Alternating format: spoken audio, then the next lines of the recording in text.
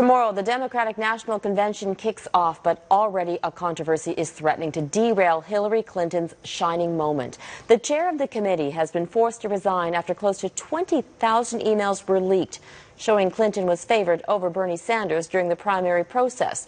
We have two reports tonight. Jackson Prosco is in Philadelphia, where the convention is set to begin with protests. But let's start with Aarti on the email scandal.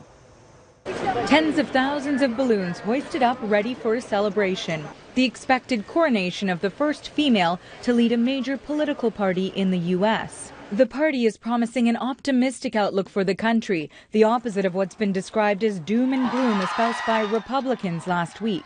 On this podium, next week you will see a stark contrast to what you saw in Cleveland this week. The roster of speakers, a political A-list. Michelle Obama on opening night, the U.S. President and Vice President Joe Biden, former New York City Mayor Michael Bloomberg, former President Bill Clinton, and the recently announced VP pick, Tim Kaine. Plus, there's some star power. Actresses Lena Dunham and America Ferrera announcing on Instagram they will speak as a team in support of Clinton. The honor, the thrill, we promise not to copy off Michelle Obama's homework, dreamy as she is. Referencing allegations that while speaking at the Republican convention last week, Donald Trump's wife, Melania, plagiarized portions of the First Lady's 2008 speech. That your word is your bond. While excitement is building for the onstage appearances, the backstage politics are in the spotlight today. This really does not come as a shock to me or my supporters. Nearly 20,000 hacked emails released by WikiLeaks confirm Bernie Sanders' allegations the Democratic National Committee favored Clinton's bid for president and discussed ways to sabotage Sanders' campaign.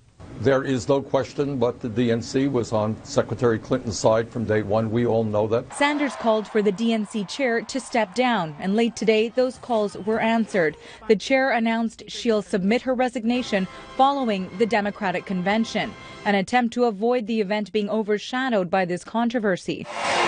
Sanders continues to urge supporters to elect Clinton in order to defeat Trump, but it's become an increasingly tough sell. I think that this election is kind of like either being like stabbed or poisoned.